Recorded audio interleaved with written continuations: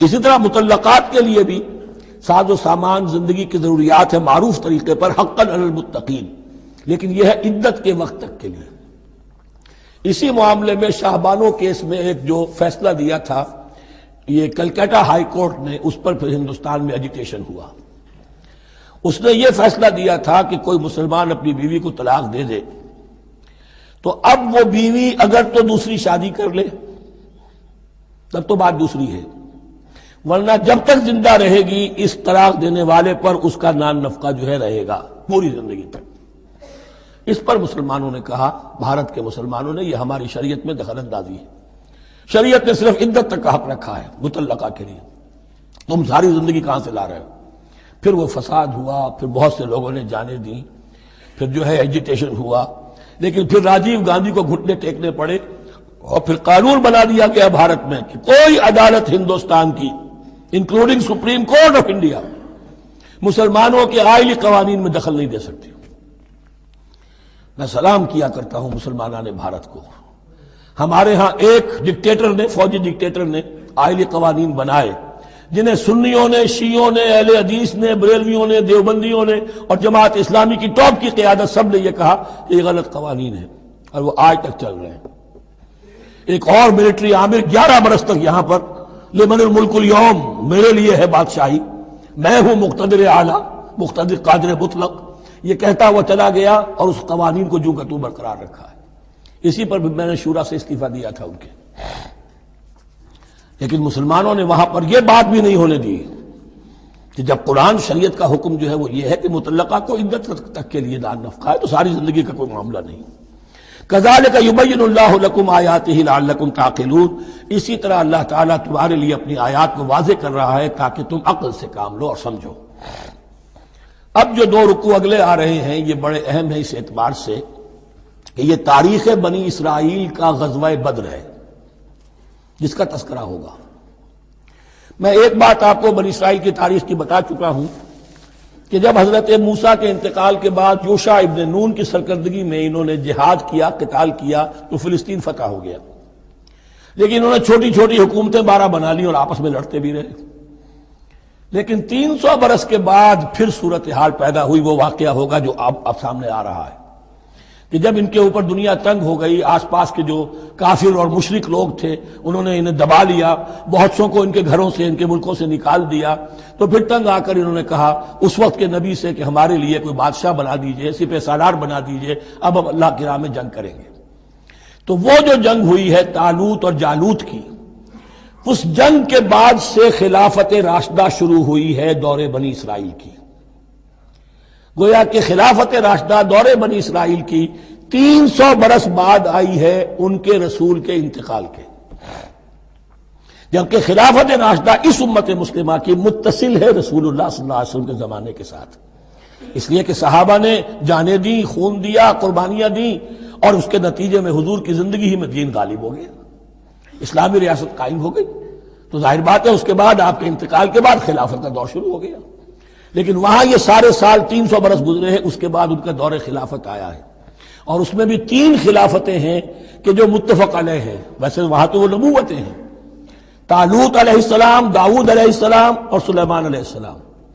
چوتھی خلافت پر آ کر تقسیم ہو گئی ہے، جیسے حضرت علی کے زمانے میں چوتھی خلافت میں عالم اسلام جو ہے دارالاسلام منقسم ہو گیا کہ مصر اور شام نے حضرت علی کی خلافت کو تسلیم نہیں کیا۔ اسی طرح حضرت سلیمان کے 2 بیٹوں میں پھر ان کی مملکت تقسیم ہو گئی، ایک اسرائیل اور ایک یہودیہ، یہ 2 ریاستیں وجود میں آئی، جوڈی۔ بہرحال یہ جو واقعہ تھا کہ جس کے بعد خلافت راشدہ شروع ہو رہی ہے، اسلام کا غلبہ شروع ہو رہا ہے حضرت موسیٰ کی تاریخ میں، وہ ہے طالوت اور جالوت کی جنگ، اس کے لیے اب یہاں پر تذکرہ ہو رہا ہے، اور یہ بھی ایک آئینہ دکھایا جا رہا ہے صحابہ کرام کو، اب یہی مرحلہ تمہیں درپیش ہے۔ غزوہ بدر آیا چاہتا ہے، آئینہ، coming events cast their shadows before, تمہیں پہلے سے بتایا جا رہا ہے۔ الم تر الی الذین خرجوا من دیارہم، کیا تم لوگوں نے غور نہیں کیا، کیا تم نے غور نہیں کیا ان لوگوں کے حال پر کہ جو نکل گئے اپنے گھروں سے، وہم الوف، جبکہ وہ ہزاروں کی تعداد میں تھے، حذر الموت، موت سے ڈر کی وجہ سے، یعنی جب کفار اور مشرکین نے غلبہ کر لیا ان پر اور بہت سے ملکوں سے یہ بھاگے اپنے ملک چھوڑ کر، فقال لهم اللہ موتوا، تو اللہ نے ان سے کہا کہ بڑھ جاؤ. ثم احیاہم، پھر انہیں زندہ کیا. یہاں یہ بھی ہو سکتا ہے مراد کہ فی الواقع یہ عمل ہوا ہو، اور یہ بھی مراد ہو سکتا ہے جیسے قوم مر جاتی ہے لیکن پھر اس کا نشأت ثانیہ ہو جاتی ہے، پھر اللہ نے ان کے اندر ایک جذبہ پیدا کر دیا. یعنی یہاں پر مرنا اور احیاء جو ہے وہ معنوی ہو، روحانی ہو، اخلاقی ہو، وہ بالفعل جسدی نہ ہو، لیکن اللہ کے اختیار سے باہر نہیں، اس کی قدرت میں ہے، سب کو مار کر بھی دوبارہ جلا سکتا ہے. ان اللہ لذو فضل علی الناس ولکن اکثر الناس لا یشکرون، اور یقیناً اللہ تعالیٰ تو اپنے بندوں پر بڑا فضل کرتا ہے لیکن اکثر لوگ جو ہے شکر نہیں کرتے، ناقدری کرتے ہیں اللہ کے احسانات کی. لیکن اب وہ غزوہ بدر جو ہے ان کا سابقہ امت مسلمہ کا، اس کا حال بیان کرنے سے پہلے مسلمانوں سے گفتگو ہو رہی، اس لیے کہ ہے تو ساری ان کے لیے، ان کی ہدایت کے لیے. تاریخ بیان کرنا قرآن کا مقصد نہیں ہے، تاریخ کی کتاب نہیں ہے یہ. تو جو پروسیس آف ریولوشن چل رہا تھا، جو جد و جہد تھی، جو تحریک تھی محمد رسول اللہ کی، جس مرحلے میں سے وہ تحریک گزر رہی ہے، اسی مرحلے کی مناسبت سے سابقہ تاریخ سے بھی واقعات لائے جا رہے ہیں، اور اسی کی مناسبت سے وہ جو بھی وقتی احکام ہیں وہ دیے جا رہے ہیں. وَقَاتِلُوا فِي سَبِيلِ اللَّهِ وَاعْلَمُوا أَنَّ اللَّهَ سَمِيعٌ عَلِيمٌ، اور جنگ کرو اللہ کے راستے میں اور جان لو اللہ تعالیٰ سب کچھ سننے والا اور جاننے والا ہے. مَنْ ذَا الَّذِي يُقْرِضُ اللَّهَ قَرْضًا حَسَنًا فَيُضَاعِفَهُ لَهُ أَضْعَافًا كَثِيرًا، کون ہے وہ شخص کہ جو اللہ کو قرض حسنہ دے؟ یہ انفاق جب کیا جاتا ہے خالص اللہ کے دین کے لیے تو اللہ کہتا ہے یہ میرے ذمہ قرض ہے، دین میرا ہے، تم میرے دین کو غالب کرنا چاہتے ہو، میری حکومت قائم کرنا چاہتے ہو، تو جو کچھ اس میں خرچ کرو گے وہ مجھ پر قرض ہے، قرض حسنہ ہے. من ذا الذی یقرض اللہ قرضا حسنا فیضاعفہ لہ، تو اللہ اس کو اس کے لیے بڑھاتا رہے، دگنا کرتا رہے، اضعافا کثیرا، دگنا چوگنا، بہت گنا. واللہ یقبض ویبسط، اور اللہ ہی کے اختیار میں کسی چیز کو چھوٹا کر دینا، سکیر دینا، اور کھول دینا اور کشائش کر دینا. وإلیہ ترجعون، اور اسی کی طرف تمہیں لوٹا دیا جائے گا. یہاں دیکھیے یہ دونوں چیزیں، جہاد بالنفس اس کی آخری شکل قتال، اور جہاد بالمال اس کے لیے پہلے لفظ آ رہا تھا انفاق، اب قرض حسنہ، اللہ کو قرض حسنہ. الم تر الی الملأ من بنی اسرائیل من بعد موسیٰ، کیا تم نے غور نہیں کیا موسیٰ کے بعد بنی اسرائیل کے سرداروں پر، ملا من بعد موسیٰ، اذ قالوا لنبی لہم، جبکہ انہوں نے اپنے نبی سے کہا. یہ تو میں آپ کو حدیث سنا چکا ہوں، کوئی وقت ایسا نہیں گزرا حضرت موسیٰ کے بعد کہ نبی کوئی نہ کوئی موجود نہ رہا ہو، حضرت عیسیٰ تک. اس زمانے کے جو نبی تھے ان سے انہوں نے کہا لَهُمْ مُبَعْثْ لَنَا مَلِكًا نُقَاتِلْ فِي سَبِيلِ اللَّهِ، اب ہمارے لیے کوئی بادشاہ مقرر کر دیجئے تاکہ ہم اللہ کی راہ میں قتال کریں، جنگ کریں. یہاں بادشاہ سے مراد ہے جو سپہ سالار ہو. نبی ہے تو ظاہر بات ہے کہ نبی کا رتبہ تو بلند رہے گا، لیکن نبی کے تابع ہو کر کوئی شخص کہ جو جنگ کی سپہ سالاری کر سکے اس کو نامزد کر دیجئے. قال هل عصيتم ان كتب عليكم القتال الا تقاتلوا، جو نبی تھے یہ سیموئیل نبی تھے، سموئیل، یہ آپ اولڈ ٹیسٹمنٹ میں پڑھیں گے سیموئیل نبی. انہوں نے کہا کہ اس کا بھی اندیشہ ہے کہ جب جنگ فرض کر دی جائے اللہ تقاتلوا، پھر تم جنگ نہ کرو. یعنی ابھی تو بڑے تمہارے دعوے ہیں، بہادری دکھا رہے ہو، بڑا جوش و خروش ہے، کہیں ایسا تو نہیں ہوگا کہ ادھر سے میں اللہ تعالیٰ سے اجازت بھی لوں جنگ کی اور تمہارے لیے کوئی سپہ سالار یا بادشاہ بھی بنا دوں اور پھر تم جنگ سے کنی کترا جاؤ. قالوا وما لنا الا نقاتل فی سبیل اللہ، ان کا کیسے ممکن ہے کہ ہم اللہ کی راہ میں قتال نہ کریں. وقد اخرجنا من دیارنا وابنائنا، جبکہ ہمیں نکال دیا گیا ہمارے گھروں سے اور ملکوں سے اور اپنے بیٹوں سے. یعنی ان کی اولاد کو تو انہوں نے غلام بنا لیا، ان کی عورتوں کو بانیہ بنایا، اب یہ تو نکلے ہوئے ہیں اپنے ملکوں سے خوف سے بھاگے ہوئے. فلما كتب عليهم القتال، تو جب ان پر وہ جنگ فرض کر دی گئی، تولوا الا قليلا منهم، تو پیٹھ پھیر گئے سب کے سب سوائے کچھ لوگوں کے. یہ گویا کہ تنبیہ کی جا رہی ہے مسلمانوں، تم بھی بہت کہتے رہے ہو کہ حضور ہمیں جنگ کی اجازت ملنی چاہیے، ہم کب تک یہ ظلم سہیں گے. لیکن ایسا نہ ہو، دیکھو اب جب جنگ کا حکم آئے، اب پڑھ چکے ہم وہ آیت كتب عليكم القتال وهو كره لكم، اب اچھی نہیں لگ رہی جنگ، جان تو پیاری ہے. تو اب دکھا دیا گیا وہاں بھی یہ ہوا. واللہ علیم بالظالمین، اور اللہ ایسے ظالموں سے خوب باخبر ہے. وقال لهم نبیہم، اور ان سے کہا ان کے نبی نے، ان اللہ قد بعث لكم طالوت ملکا، تمہارے لیے اللہ تعالیٰ نے طالوت کو بادشاہ مقرر کیا ہے. ان کا نام تورات میں آیا ہے سول یا ساؤل، SAUL. اب یہ سمجھ میں نہیں آتا، ہو سکتا ہے کہ اصل نام ساؤل ہو، لیکن چونکہ وہ بہت قداور تھے، طول قداور، اس لیے ان کا ایک صفاتی نام ہو طالوت۔ قرآن مجید نے صفاتی نام لیا ہے کہ وہ بہت قداور تھے۔ قالوا انا یکون له الملک علینا، اب انہوں نے کہا کیسے ہو سکتا ہے کہ اسے بادشاہت ملے ہمارے اوپر، ونحن احق بالملک منہ، ہمیں زیادہ حق حاصل ہے اس کے مقابلے میں کہ ہمیں بادشاہی دی جائے، ولم یؤت سعۃ من المال، وہ تو مفلس ہے، اسے تو اللہ نے کوئی زیادہ دولت دی نہیں ہے، کیونکہ ان کے معیار تو یہی تھے، جو دولت مند ہے وہی صاحب عزت ہے۔ قال ان اللہ اصطفاہ علیکم، اب نبی نے کہا اب جو چاہو کہو، اللہ نے اس کو چن لیا ہے تم پر، یہ فیصلہ اب ہو چکا، اللہ کا فیصلہ ہے، ڈیوائن ججمنٹ ہے، ڈیوائن ڈیسیجن ہے، کین ناٹ بی ریووکڈ۔ وزادہ بسطۃ فی العلم والجسم، اور اسے کشادگی عطا کی ہے علم اور جسم دونوں چیزوں میں، قداور ہے، طاقتور ہے، اور اسی طریقے سے علم اور فہم دیا ہے۔ تم دولت دیکھتے ہو، اللہ نے چنا ہے ان دو چیزوں کی بنا پر، جسمانی طاقت، جسمانی قوت، اس دور میں ظاہر بات ہے اس کی بہت ضرورت تھی، اور دوسرے یہ کہ اسے علم دیا ہے، فہم دیا ہے، سمجھ دی ہے، دانش دی ہے۔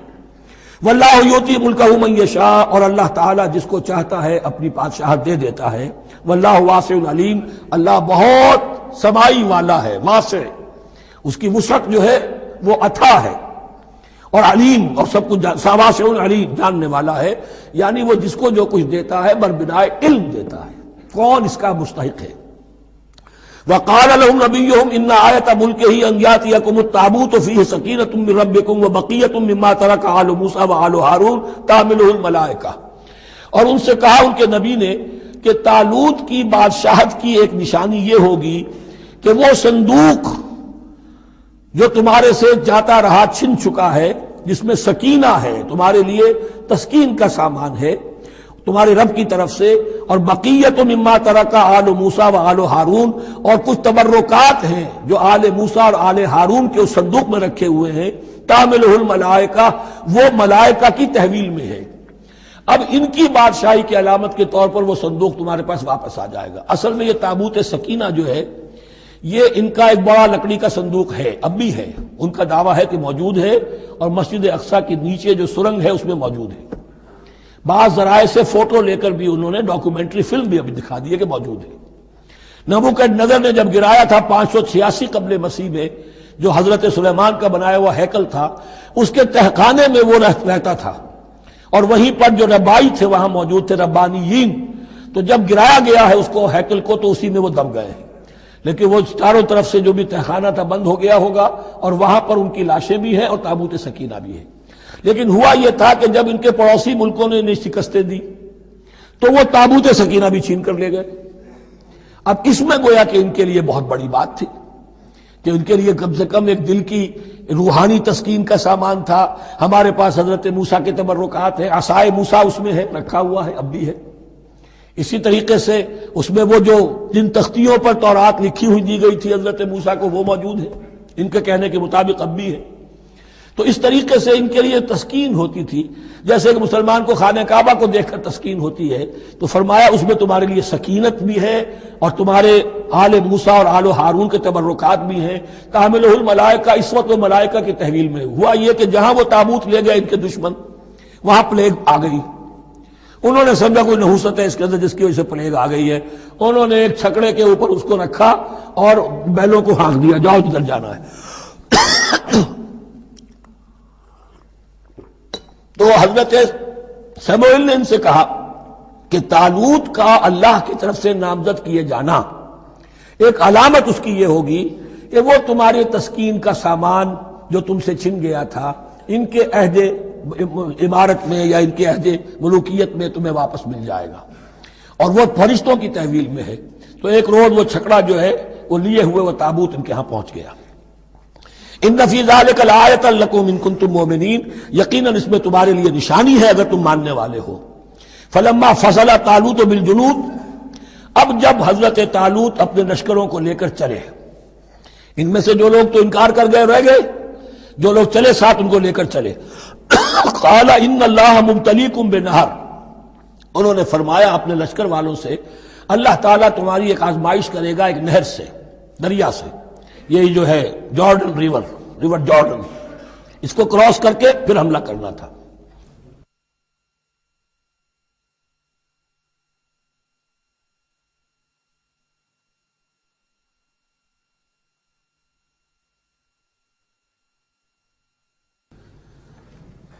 بسم اللہ اولہ وآخرہ۔ فلما فصل طالوت بالجنود، تو جب طالوت اپنے لشکروں کو لے کر چلے، قال ان اللہ مبتلیکم بنہر، تو انہوں نے کہا کہ اللہ تعالیٰ تمہاری آزمائش کرے گا ایک دریا سے، یعنی دریائے اردن، فمن شرب منہ فلیس منی، جو اس میں سے پیٹ بھر کر پانی پیے گا وہ مجھ میں سے نہیں ہے، ومن لم یطعمہ فانہ منی، جو اس میں سے پانی نہیں پیے گا وہ میرا ساتھی ہے، الا من اغترف غرفۃ بیدہ،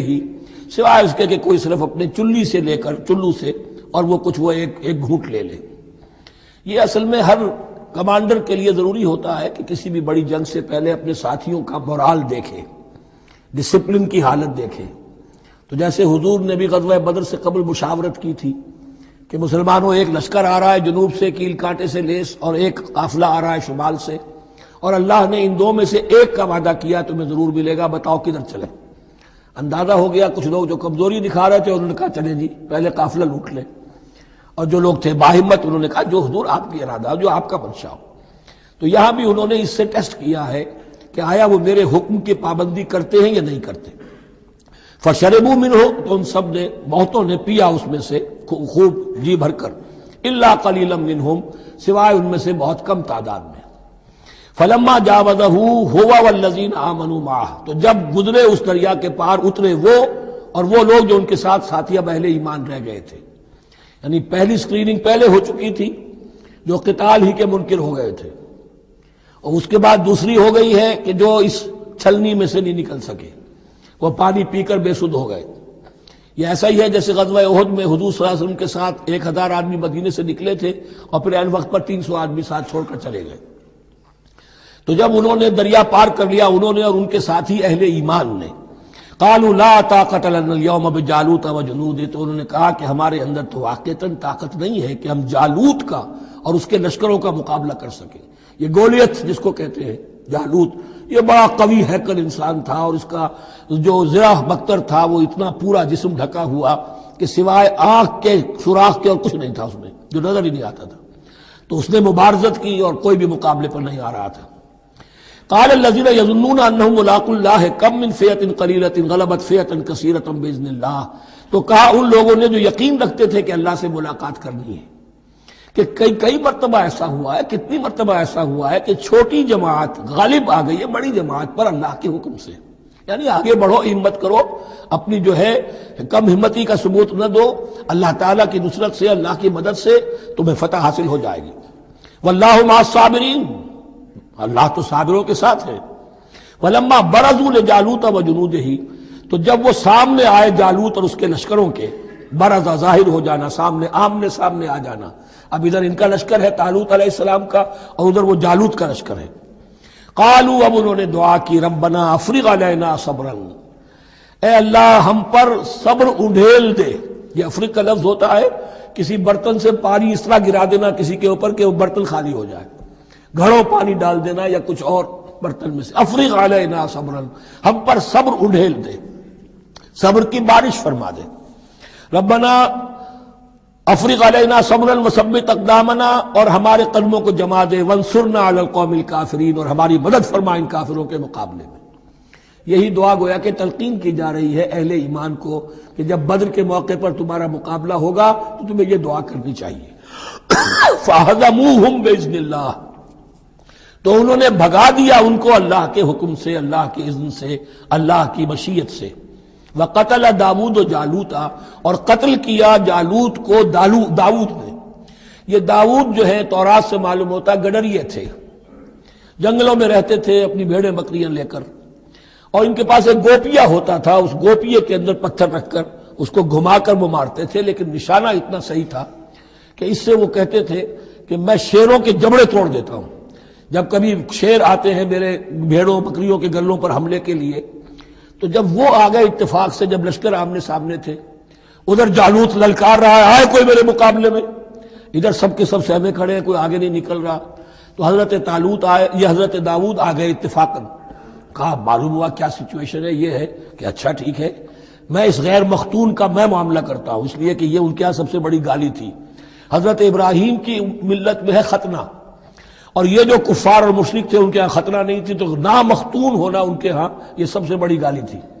اس نامختون کا پھر جو ہے میں اس کو کیفر کردار تک پہنچاؤں گا، میرے پاس یہ گوپیا ہے اور میں تو شیروں کے جبڑے توڑ دیا کرتا ہوں۔ انہوں نے پھر وہ پتھر رکھ کر اور گھمایا ہے، اور سیدھا وہ آنکھ کے سوراخ سے اس کے بھیجے کے اندر اتر گیا، اور اس طریقے سے قتل داود و جالوتا، داود نے جالوت کو قتل کیا، اور اللہ تعالیٰ نے پھر ان کو جو براتیں بتا کیے وَآتَاهُ اللَّهُ الْمُلْكَ وَالْحِكْمَةَ وَعَلَّمَهُ مِمَّا يَشَاءُ۔ ایک تو یہ کہ طالوت علیہ السلام نے اپنی بیٹی کا نکاح ان سے کر دیا، داماد ہو گئے، اور پھر انہی کو وارث بنایا، یہ بادشاہ ہوئے۔ اللہ نے ان کو ہی ملک دیا، حکومت دی، بادشاہت دی، اور حکمت بھی دی، نبوت بھی دی، یہ دونوں اعتبارات سے ان کو اللہ تعالیٰ نے سرفراز فرمایا۔ وَعَلَّمَهُ مِمَّا يَشَاءُ، اور پھر اسے سکھایا جو کچھ کہ اللہ نے چاہا۔ وَلَوْلَا دَفْعُ اللَّهِ النَّاسَ بَعْضَهُمْ بِبَعْضٍ، اور اگر اس طریقے سے اللہ ایک گروہ کو دوسرے کے ذریعے سے دفع نہ کرتا رہے، زمین میں فساد ہوتا ہے تو اللہ تعالیٰ کو شکل ایسی پیدا کرتا ہے کہ کسی اور گروہ کو سامنے لا کر مفسدوں کا خاتمہ کرتا ہے۔ اگر ایسا نہ ہوتا، وَلَوْلَا دَفْعُ اللَّهِ النَّاسَ بَعْضَهُمْ بِبَعْضٍ لَفَسَدَتِ الْأَرْضُ، تو زمین میں فساد ہی فساد پھیل گیا ہوتا۔ اللہ تعالیٰ نے ان جنگوں کے ذریعے سے ہر بڑا فرعون جو آتا، ہر فرعون راموسا، اللہ تعالیٰ نے کوئی نہ کوئی اس کے لیے علاج تجویز کیا ہوا ہے۔ وَلَوْلَا دَفْعُ اللَّهِ النَّاسَ بَعْضَهُمْ بِبَعْضٍ لَفَسَدَتِ الْأَرْضُ وَلَكِنَّ اللَّهَ ذُو فَضْلٍ عَلَى الْعَالَمِينَ، لیکن اللہ تعالیٰ تو تمام جہانوں پر بڑا فضل کرنے والا ہے۔ تِلْكَ آیاتُ اللَّهِ نَتْلُوهَا عَلَيْكَ بِالْحَقِّ، یہ اللہ کی آیات ہیں جو ہم پڑھ کر آپ کو سنا رہے ہیں حق کے ساتھ۔ یہ قول گویا کہ حضرت جبرائیل کی طرف منسوب ہوگا، یہ اللہ کی آیات ہیں اے مسلمانوں، اے محمد صلی اللہ علیہ وسلم، جو ہم آپ کو سنا رہے ہیں حق کے ساتھ۔ وَإِنَّكَ لَمِنَ الْمُرْسَلِينَ، اور یقیناً اے محمد صلی اللہ علیہ وسلم آپ رسولوں میں سے ہیں۔ تِلْكَ الرُّسُلُ فَضَّلْنَا بَعْضَهُمْ عَلَى بَعْضٍ، ایک بہت اہم قانون بیان ہو رہا ہے، ان رسولوں میں سے ہم نے بعض کو بعض پر فضیلت دی ہے، یہ میں پہلے بیان کر چکا ہوں کل۔ تفریق بین الرسل کفر ہے، تفضیل یہ قرآن سے ثابت ہے، کوئی افضل ہے اور کوئی مفضول ہے، کسی کو کسی اعتبار سے فضیلت ہے، کسی کو کسی اور اعتبار سے فضیلت، جزوی فضیلت ہے مختلف لوگوں کی ہو سکتی ہے، کلی فضیلت تمام انبیاء اور رسول پر محمد رسول اللہ کو حاصل ہے۔ تِلْكَ الرُّسُلُ فَضَّلْنَا بَعْضَهُمْ عَلَى بَعْضٍ مِّنْهُم مَّن كَلَّمَ اللَّهُ، ان میں سے وہ بھی تھے جن سے اللہ نے کلام فرمایا، حضرت موسیٰ علیہ السلام۔ وَرَفَعَ بَعْضَهُمْ دَرَجَاتٍ، اور بعضوں کے اور کسی اعتبار سے درجات بڑھا دیے۔ وَآتَيْنَا عِیسَیٰ ابْنَ مَرْیَمَ، اور ہم نے عیسیٰ ابن مریم کو البینات اور ان کی مدد فرمائی حضرت جبرائیل کے ساتھ۔ وَلَوْ شَاءَ اللَّهُ مَا اقْتَتَلَ الَّذِينَ مِن بَعْدِهِمْ مِن بَعْدِ مَا جَاءَتْهُمُ الْبَيِّنَاتُ، لیکن اللہ چاہتا تو یہ آپس میں نہ لڑتے جھگڑتے، نہ یہودیوں کی آپس میں جنگیں ہوتی، نہ یہودیوں اور نصرانیوں کی ہوتی، نہ نصرانیوں کے فرقے ایک دوسرے سے لڑتے۔ وَلَوْ شَاءَ اللَّهُ مَا اقْتَتَلَ الَّذِينَ مِن بَعْدِهِمْ مِن بَعْدِ مَا جَاءَتْهُمُ الْبَيِّنَاتُ، اس کے بعد کہ ان کے پاس واضح تعلیمات آ چکی تھیں۔ وَلَٰكِنِ اخْتَلَفُوا، لیکن انہوں نے اختلاف کیا۔ فَمِنْهُم مَّنْ آمَنَ وَمِنْهُم مَّنْ كَفَرَ، ان میں وہ بھی ہیں جو ایمان لے آئیں گے اور ان میں وہ بھی ہیں جو کفر پر اڑ گئے ہیں۔ وَلَوْ شَاءَ اللَّهُ مَا اقْتَتَلُوا، اگر اللہ چاہتا ان پر لازم کر دیتا، یعنی جبراً تکوینی طور پر، تو اختلاف نہ کرتے، جھگڑتے نہ۔ وَلَٰكِنَّ اللَّهَ يَفْعَلُ مَا يُرِيدُ، لیکن اللہ تو کرتا ہے جو چاہتا ہے۔ اللہ نے جو دنیا کو اس حکمت پر بنایا ہے کہ یہ دنیا کی زندگی آزمائش ہے، آزمائش کے لیے آزادی دی ہے، تو جو شخص غلط راستے پر جانا چاہے اسے آزادی ہے، جو صحیح راستے پر آنا چاہے اسے آزادی ہے۔ ایھا الذین آمنوا انفقوا مما رزقناکم من قبل ان یأتی یوم لا بیع فیہ ولا خلۃ ولا شفاعۃ والکافرون هم الظالمون۔ اللہ لا الہ الا هو الحی القیوم لا تأخذہ سنۃ ولا نوم لہ ما فی السماوات وما فی الارض من ذا الذی یشفع عندہ الا بإذنہ یعلم ما بین ایدیہم وما خلفہم ولا یحیطون بشیء من علمہ الا بما شاء وسع کرسیہ السماوات والارض ولا یؤودہ حفظہما وہو العلی العظیم۔ صدق اللہ العظیم۔ رب اشرح لی صدری ویسر لی امری واحلل عقدۃ من لسانی یفقہوا قولی۔ تقریباً 2 رکوعوں پر مشتمل معاملہ طالوت و جالوت کا وہ ہم پڑھ چکے ہیں، اور یہ گویا کہ اب غزوہ بدر کے لیے ذہنی اور نفسیاتی تیاری ہو رہی ہے، اور غزوات کے لیے جیسا کہ میں نے عرض کیا جہاں سرفروشی کی ضرورت ہے وہاں انفاق مال کی بھی ضرورت ہے، تو اب یہاں بڑے زوردار انداز میں پھر انفاق کی طرف توجہ دلائی جا رہی ہے۔ وہی 4 ڈوریاں ذہن میں رکھیے، انفاق اللہ کی راہ میں یعنی جہاد بالمال، قتال جہاد بالنفس کی آخری شکل، اور شریعت میں عبادات اور معاملات، یہ 4 ڈوریاں گتھی ہوئی ہیں ان 22 رکوعوں کے اندر، جن پر دوسرا نصف جو ہے سورہ بقرہ کا مشتمل ہے۔ یا ایھا الذین آمنوا انفقوا مما رزقناکم من قبل ان یأتی یوم لا بیع فیہ ولا خلۃ ولا شفاعۃ، اہل ایمان خرچ کر دو ان چیزوں میں سے کہ جو اللہ نے تمہیں دی ہیں، اس سے پہلے کہ وہ دن آ دھمکے جس دن نہ کوئی خرید و فروخت ہوگی، نہ کوئی دوستی کام آئے گی، نہ کوئی شفاعت مفید ہوگی۔ والکافرون هم الظالمون، اور کافر ہی تو ظالم ہیں۔ اب یہاں کافر سے مراد کون ہے؟ کافر اصطلاحی نہیں، کافر معنوی، جو اللہ کے اس حکم انفاق کی تعمیل نہیں کرتا، دیکھتا ہے کہ دین مغلوب ہے، اس کو غالب کرنے کی جد و جہد ہو رہی ہے، اس کی کچھ تقاضے ہیں، مالی ضرورتیں ہیں اس کی، اور اللہ نے اسے قدرت دی ہے، اس میں خرچ کر سکتا ہے اور نہیں کرتا، وہ ہے اصل کافر۔ اس کے بعد وہ آیت آ رہی ہے جو قرآن حکیم کی عظیم ترین آیت ہے، حضور فرمان نبوی صلی اللہ علیہ وسلم، آیت الکرسی۔ اس کا تو نام بھی چونکہ معروف ہے، میں نے جو آپ کو بڑے بڑے حکمت کے موتی اور بڑے بڑے پھول آپ کو گنوائے ہیں، آیت الآیات، آیت البر، آیت الاختلاف، اور اب یہ ہے آیت الکرسی، توحید کے عظیم ترین خزانوں میں سے ہے۔ ہی سیدۃ آیات القرآن، حضور نے فرمایا یہ تمام آیات قرآنی کی سردار ہے۔ جس طریقے سے آیہ بر اور سورۃ العصر میں ایک نسبت ہے کہ ہدایت اور نجات کی شرائط ساری کی ساری ایک چھوٹی سی صورت میں اللہ نے جمع کر دی، والعصر ان الانسان لفی خسر الا الذین آمنوا وعملوا الصالحات وتواصوا بالحق وتواصوا بالصبر، لیکن اس کی تفصیل ایک آیت میں آئی، وہ آیت البر ہے۔ چنانچہ جو منتخب نصاب ہم نے مرتب کیا ہے دعوت قرآن کے لیے، میں پہلا درس سورۃ العصر کا ہے اور دوسرا درس آیت البر کا ہے۔ جو نسبت سورۃ العصر میں ہے کہ وہ سورت ہے، یہ آیت ہے، لیکن اس آیت میں کئی سورتیں نکل سکتی ہیں حجم کے اعتبار سے سورۃ العصر کے برابر۔ یہی نسبت ہے سورہ اخلاص میں، 4 آیتیں، توحید کا عظیم ترین خزانہ، اور یہ آیت الکرسی، یہ آیت ہے۔ سورہ اخلاص اس میں 4 بن جائیں گی حجم کے اعتبار سے، لیکن اسے حضور نے ثلث قرآن قرار دیا ہے، توحید کے موضوع پر جامع ترین سورۃ الاخلاص، لیکن توحید اور خاص طور پر توحید فی الصفات کے موضوع پر عظیم ترین آیت یہ آیت الکرسی ہے۔ اللہ لا الہ الا ہو، اللہ وہ معبود برحق ہے جس کے سوا کوئی الہ نہیں، بڑا کیٹیگوریکل۔ الحی القیوم، وہ زندہ ہے از خود اور با خود، اس کی زندگی مستعار نہیں ہے۔ وہ جو کہا ہے کہ مانگ کے لائے تھے 4 دن، 2 آرزو میں کٹ گئے، 2 انتظار میں، عمر دراز مانگ کے لائے تھے، اللہ کی زندگی ہے اس کی از خود زندگی، کسی کی دی ہوئی نہیں، اور اس زندگی میں کوئی ضعف نہیں، کوئی کمزوری نہیں، کوئی احتیاج نہیں، آگے آ جائے گا، نہ اسے نیند آتی ہے نہ اونگ آتی ہے۔ قیوم، خود اپنی جگہ وہ زندہ جاوید ہستی ہے، اور باقی ہر شے کا وجود اس کے حکم سے قائم ہے، کوئی شے قائم نہیں ہے بغیر اس کے اذن کے۔